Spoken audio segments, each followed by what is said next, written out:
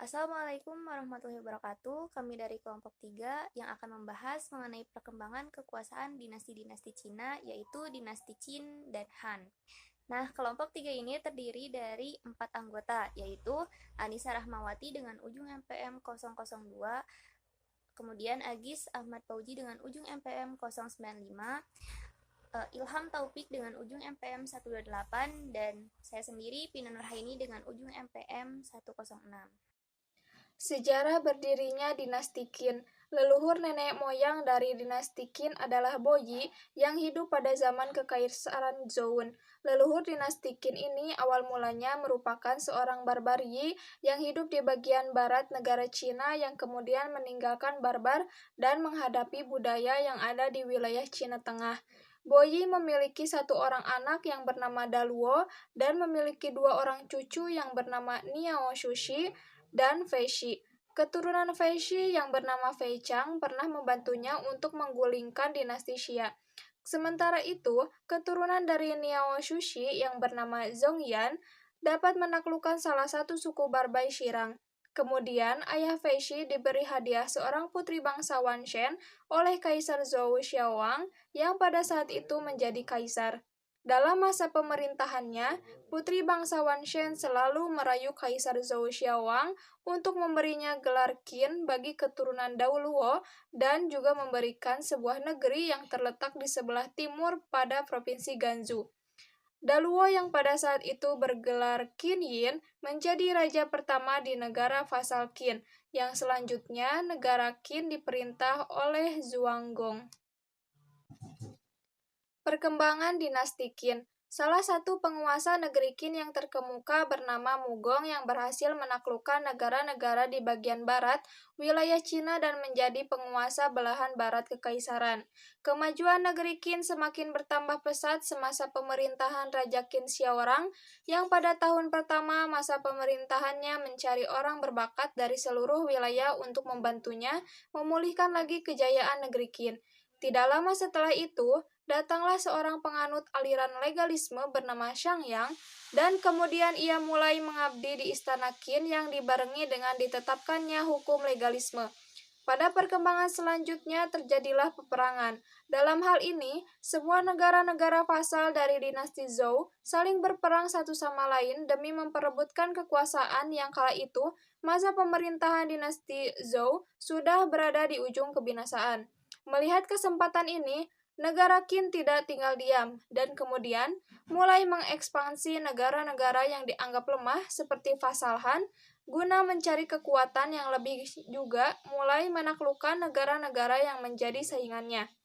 Pada akhirnya, Kaisar Qi Huangdi menjadi salah satu orang yang masuk ke dalam kriteria pemimpin yang diperlukan walaupun harus naik tahta pada usia 13 tahun. Pada masa kelahirannya merupakan saat peperangan yang tidak ada hentinya di antara negara bagian feodal untuk memperebutkan kekuasaan tertinggi yang berlangsung dari tahun 475 sampai 221 sebelum Masehi. Pada masa pemerintahannya, Qi Huangdi menetapkan beberapa kebijakan pemerintahan yang memusatkan kekuasaan lebih lanjut dengan kaisar. Seorang kaisar memiliki kekuasaan yang absolut. Para menteri mempunyai hak untuk memberikan pandangan dan nasihat dalam penetapan kebijakan pemerintahan, namun tidak punya hak untuk memutuskan kebijakan. Kemudian peninggalan dinasti Qin. Yang pertama ada terakota. Terakota merupakan sebuah patung prajurit yang ditemukan oleh seorang petani bersaudara yang bernama Jiva dan Wang Pauji. Selain ditemukannya patung prajurit, terdapat patung yang memperlihatkan seperti seorang musisi, akrobat, pejabat, hingga selir. Kemudian terdapat senjata yang terbuat dari tembaga seperti panah, pedang, hingga pecut.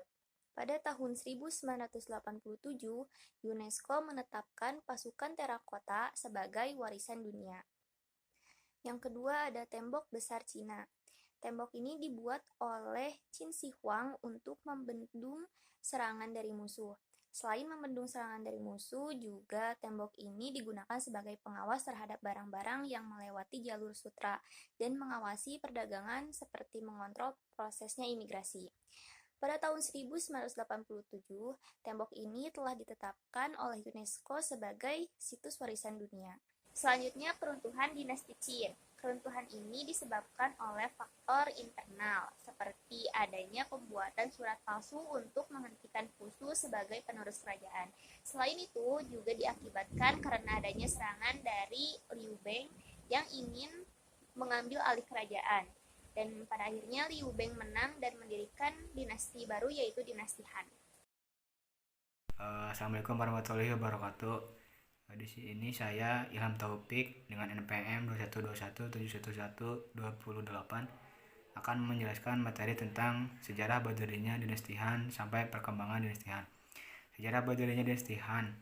Dinasti Han didirikan oleh pemimpin pemberontakan Liu Bang yang secara anumerta bernama Han Gaozu. Dinasti Han sendiri dibagi menjadi dua periode. Yang pertama ada Han Barat tahun 266 sebelum Masehi sampai 9 Masehi. Dan yang kedua ada Han Timur 25 Masehi sampai 220 Masehi. Dinasti Han berdiri selama 4 abad dan dianggap sebagai zaman keemasan dalam sejarah Tiongkok. Kekaisaran Han dibagi menjadi beberapa wilayah yang dikendalikan langsung oleh pemerintahan pusat yang disebut komandan, dan beberapa kerajaan semi otonom. Kerajaan-kerajaan ini secara bertahap kehilangan semua jejak kemerdekaannya, terutama setelah pemberontakan 7 negara. Xiongnu, sebuah federasi nomad yang menguasai stepa Eurasia Timur, mengalahkan pasukan Han dalam pertempuran tahun 200 sebelum Masehi. Akibat dari kekalahan itu, persekutuan melalui politik perjodohan dinegosiasikan, di mana Han menjadi rekan yang secara de facto interior. Perkembangan dinasti Han. Pada masa dinasti Han tercipta kemakmuran ekonomi dan periode ini ditandai pertumbuhan signifikan dari segi ekonomi. Keuangan yang pertama kali dimulai pada dinasti Zhou tahun 1050 sampai 256 sebelum Masehi.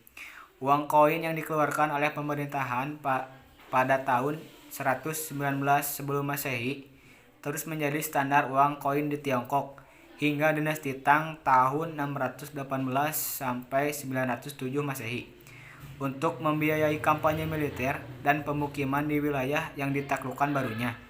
Pemerintah menasionalisasi industri garam dan besi swasta pada tahun 117 sebelum Masehi. Monopoli pemerintahan ini akhirnya dihentikan pada periode Han Timur dan pemasukan yang hilang digantikan dengan pajak yang tinggi terhadap para pengusaha swasta. Di sini saya akan menjelaskan materi selanjutnya, yaitu ada peninggalan dari dinasti Han. Banyak sekali penemuan-penemuan pada dinasti Han yang pada akhirnya menjadi peninggalan yang memiliki dampak besar bagi kehidupan saat ini. Peninggalan-peninggalan tersebut ialah seperti jalur sutra, kertas, seismograf, dan juga alat bajak. Selain dari yang disebutkan tadi, sebetulnya masih banyak juga peninggalan-peninggalan yang ditinggalkan oleh dinasti Han. Selanjutnya ada masa keruntuhan dari dinasti Han. Sebetulnya dinasti Han ini sudah mulai mengalami kemunduran sejak tahun 100 Masehi. Hal ini dikarenakan kaisar-kaisar yang berkuasa pada saat itu cenderung masih muda, sehingga mereka tidak memiliki kecakapan dalam memimpin. Ditambah birokrasi pemerintahan yang terjadi pun sangat bobrok. Adapun kronologis atau timeline dari akhir dinasti Han dimulai saat kelaliman Perdana Menteri Dongzhou. Dongzhou ini memulai kelalimannya dengan membuat kaisar di bawah perintahnya. Kemudian juga dia mempersempit wewenang kekuasaan dari Kaisar Saudi. Tidak sampai di sana, Dongzhou pun memprovokasi Lu Bu untuk membunuh ayah naikannya guna merampas kekuatan militernya dan memperkuat dirinya. Namun pada akhirnya Dongzhou pun berhasil dibunuh oleh Wang Yun beserta Lu Bu pada tahun 192 Masehi. Yang kedua, berkuasanya para jenderal-jenderal perang.